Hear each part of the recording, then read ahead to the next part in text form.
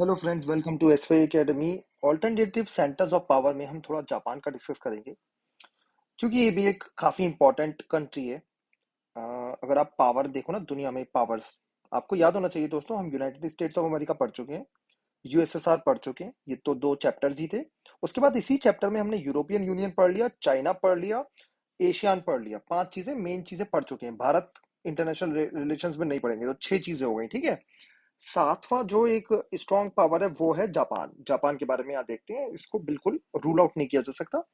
और थोड़ा दोस्तों आज ये इंपॉर्टेंट हो गया क्योंकि इनके प्राइम मिनिस्टर शिंजो अबे की बहुत ही अनफॉर्चुनेट डेथ हुई है रिसेंटली। स्टार्ट करते हैं। You might have heard about the famous Japanese brand such as Sony, Panasonic, Canon, Suzuki, Honda, Toyota, Mazda. सब एक से एक बढ़िया ब्रांड्स दोस्तों, सब एक से एक बहुत ही बढ़िया क्वालिटी। तो दोस्तों हमेशा याद रखना, जापानीज प्रोडक्ट्स मीन्स क्वालिटी। ठीक है, क्वालिटी, महंगे और क्वालिटी, ये आप नोट्स में लिख लो। They have a reputation for making high technology products. हाँ, चाइना अब इंप्रूव हो गया है। पहले क्या होता था दोस्तों, आपको याद होना चाहिए, स्पेशली अगर आप 25 के अबव या उसके आसपास एज में हो, कि पहले बोला जाता था कि चाइना प्रोडक्ट फर्जी होता है, फर्जी बंद हो जाता है। चाइना ने काफी इंप्रूव कर लिया है, ठीक है। आज चाइना की टेक्नोलॉजी काफी स्ट्रांग है, अच्छी है। लेकिन जापान की हमेशा टेक्नोलॉजी बोली जाती थी एक लेवल ऊपर ही है ना। इसका प्रोडक्ट लो, कभी खराब नहीं होगा। सोनी का टीवी अभी भी लोग लेते हैं, खुश रहते हैं, है ना। तो हाई टेक्नोलॉजी प्रोडक्ट्स में काफी बढ़िया रेपुटेशन है जापान की। Japan has a very few natural resources and imports most of its raw materials. तो इसको नोट्स में कल लिख लो दोस्तों, रॉ मटेरियल है ही नहीं वहां पर दोस्तों, है ही नहीं। सब इंपोर्ट करता है, और तब भी बढ़िया सा मैन्युफैक्चरिंग करता है। तो क्या है, मैन्युफैक्चरिंग के बेसिस पे जापान बहुत आगे निकल के मैन्युफैक्चरिंग, ठीक है। ध्यान दे रहे हो ना, कुछ कुछ चीजों में आईज ओपन रखा करो। मैन्युफैक्चरिंग बहुत इंपॉर्टेंट है एक कंट्री को डेवलप करने के लिए, इसलिए इंडिया इस पे बहुत जोर लगा रहा है, ठीक है। सबको जॉब्स दे देता है, तेजी से डेवलपमेंट होता है ना। सर्विसेज सेक्टर में हाँ तेजी से डेवलपमेंट होता है, लेकिन सबको जॉब्स नहीं मिलती। सर्विसेज एग्रीकल्चर सेक्टर में ग्रोथ स्लो होती है। हाँ, अगर जॉब मिल जाती है सबको, अगर आपको सबको जॉब देनी है और साथ साथ आपको ग्रोथ भी करनी है, तो मैन्युफैक्चरिंग सेक्टर है। ये आपको क्लियर हो जाना चाहिए इकोनॉमिक्स का में, और यहाँ पे भी ओवरऑल अंडरस्टैंडिंग इन चीजों की होनी चाहिए। Even then it progress rapidly after the end of the second world war.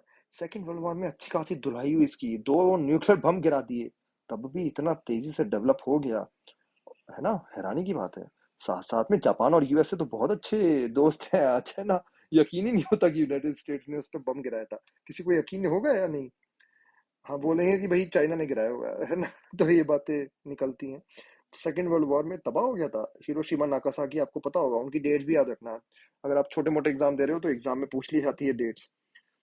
Japan became a member of organisation for economic cooperation and development in 1964। ये है क्या, ओईसीडी, अमीर देशों की एक वो है, ऑर्गेनाइजेशन है। अमीर देश मिलके डिसीजन लेते हैं, बड़े बड़े इकोनॉमिक डिसीजन। क्या ओईसीडी का इंडिया मेंबर है? कमेंट सेक्शन में लिखो, काफी बार आ चुका है तो एग्जाम्स में, है ना। वो आते हैं ना मल्टीपल चॉइस तरीके के कॉम्प्लेक्स क्वेश्चन यूपीएससी में, उसमें लिखा होता है ये। 2017 में it is the third largest economy in the world. इतना छोटा सा जापान, थर्ड लार्जेस्ट इकोनॉमी। पहले नंबर पे यूएस, सेकंड नंबर पे चाइना, तीसरे नंबर पे जापान। हैरानी नहीं होती? बताओ, है ना। It is only Asian member of the G7। ठीक है, G7, G8 में रशिया भी था, G7 में सिर्फ जापान है। G7 के सारे मेंबर्स बता दो यार कमेंट सेक्शन में। बहुत क्वेश्चन पूछ रहा हूँ लेकिन सब इंपॉर्टेंट है, और मैं बार बार अपने लेक्चर्स में पूछता हूँ जिससे आपके दिल में बच जाए ये चीजें। सात मेंबर्स बता दो। एक जापान है, दूसरा यूएसए, मैंने बता दिया। बाकी बताओ भाई, पांच मेंबर्स कौन है? It is the 11th most populous nation in the world. ये भी याद रखो कि पॉपुलेशन कम नहीं है। ये मत याद रखना कि 11th है, पॉपुलेशन कम नहीं है। और अब सरप्राइज हो जाओगे जब आप सर्च करोगे दुनिया के सबसे पॉपुलर सिटीज में से, तो उसमें एक जापान का सिटी का भी नाम आएगा। सर्च करो गूगल पे और सिटी का नाम चेक करो। Japan is the only nation that suffered the destruction caused by nuclear bombs. मैं आपको समझा ही चुका हूँ, दो बम गिराए गए थे तगड़े तगड़े।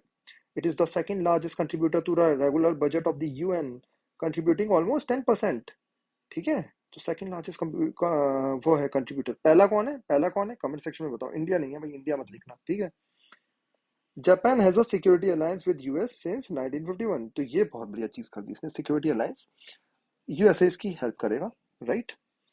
ये एक इंपॉर्टेंट चीज है। As per 9 article of the Japanese constitution, Japanese people forever renounce war as a sovereign right of the nation and threat और use of force as means of settling international disputes. दोस्तों असली में ना Japan ने world war 2 से पहले इतनी बदमाशी करी है ना, पूछो नहीं पूछो नहीं, है ना। आज जापानीज को काफी इज्जत से देखा जाता है, यकीन ही नहीं होता कि जापानीज ने ये बातें करी होंगी।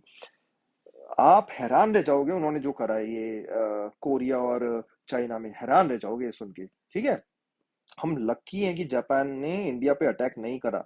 वो जो स्टोरीज कहते हैं ना लोग कि सुभाष चंद्र बोस के साथ आ जाते और तो उनके साथ जापानीज भी आते, बड़े बदमाश थे, मतलब बड़े बदमाश। इवन आप सरप्राइज हो जाओगे दोस्तों, आईसिस वगैरह भी कुछ नहीं है इनके सामने। इतने बदमाश थे, इतने बदमाश। अब देखो मैं इस लेवल का कह रहा हूँ, आईसिस कुछ नहीं। आईसिस रशियन सोल्जर्स आजकल जो कर रहे हैं, इवन ये टेररिस्ट ऑर्गेनाइजेशन, ये तो कुछ बच्चे हैं। इतनी बुरी हरकतें करी हैं जापानीज के सोल्जर्स ने वर्ल्ड वॉर 2 के टाइम में स्पेशली, है ना। और उन्होंने अपनी हिस्ट्री में ये चीजें मिटा रखी है आज।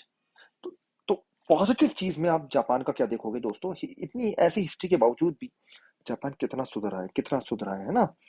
और उसने अपनी कॉन्स्टिट्यूशन में डाल दिया कि भैया हम लड़ाई नहीं करेंगे, ठीक है, नहीं लड़ेंगे, हमें अपनी रेपुटेशन सुधारनी है। और इसको देखो, याद रखो कि लड़ाई जब इन्होंने रिनाउंस करी तो एक कंट्री काफी अच्छे तरीके से डेवलप हुआ, बहुत तेजी, बहुत अच्छे तरीके से इसका मार्केट वगैरह डेवलप हुआ है दोस्तों, राइट। ये 60 70 80 90 के टाइम में ना बड़ी तेजी से, उसके बाद क्रैश हुआ था, बहुत तगड़ा क्रैश हुआ था जापानीज मार्केट। बट बहुत तेजी से राइज करा था जापान, है ना। और इसने बोला भाई हम ये इंटरनेशनल डिस्प्यूट्स ऐसे सॉल्व नहीं करेंगे कि हाँ भाई तेरे पे बम गिरा दूंगा, ये कर दूंगा, वो कर दूंगा। लेकिन ठीक है, ये पॉइंट है आर्टिकल 9, और इस पे चर्चा भी काफी ज्यादा थी कि शिंजो अबे इसे हटा देंगे, चीजें को चेंज करेंगे, है ना। Although Japan's military expenditure is only 1% of its GDP, it is seventh largest in the world.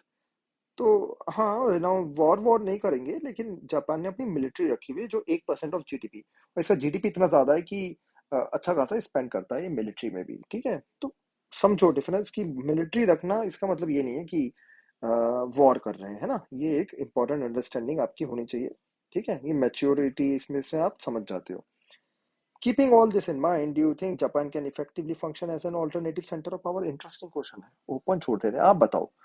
मैंने आपको बता दिए कंट्रीज, है ना। तीन है, एशिया, यूरोपियन यूनियन और चाइना।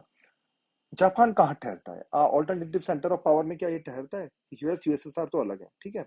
क्या जापान की क्या पोजीशन है, ये आप कमेंट सेक्शन में बताओ। Also find out about major agreements signed during high-level bilateral visits between the two nations in the recent past। तो इसको अपने नोट्स में लिख लेना, काफी सारे एक्सचेंजेस हुए हैं, काफी जगह पे जापान इन्वेस्टमेंट करता है ना। बुलेट ट्रेन सुनी होगी, कौन इन्वेस्टमेंट कर रहा है वहाँ पे? लिखो भाई कमेंट सेक्शन में, बुलेट ट्रेन कहाँ बन रही है अहमदाबाद से मुंबई, है ना। पता नहीं उसका क्या स्टेटस है, लेकिन कोई इन्वेस्ट कर रहा है, वो कंट्री कौन है? शायद जापान ही है, ठीक है। असीमो करके एक रॉबोट है, the world most advanced humanoid robot, ये असीमो है। Working with a person while holding hand, तो ये भी असीमो है वहाँ पे। और जापान की और भी चीजें हैं, जहाँ पे जैसे वहाँ पे बूढ़े लोग काफी अब बढ़ गए हैं, है ना। वहाँ पे जनरली क्या है कि सेक्स लेस लाइफ है ना। कि वहाँ पे लोग लोग बच्चे पैदा नहीं कर रहे हैं, है ना। तो ओल्ड लोग काफी ज्यादा बढ़ गए हैं, है ना। ये चीजें देखने के बाद क्या लगता है आपको, Japan alternative centre of power हो सकता है? और सर आप लाइफ एक्सपेक्टेंसी भी चेक करोगे तो जापान की आपको one of the highest in the world दिखेगी, ठीक है। तो ये कुछ पॉइंट्स हैं जो आप अपने सेपरेट नोट्स पे लिख सकते हो, और यहाँ पे ये जो है, आप जो दो कंट्रीज के बीच में एग्रीमेंट्स हो रहे हैं वो आप कमेंट सेक्शन वो लिख लेना। जापान इसलिए इंपॉर्टेंट हो गया, शिंजो अबे की डेथ हुई है ना, तो इसकी वजह से ये इंपॉर्टेंट हो गया। That's all, thank you.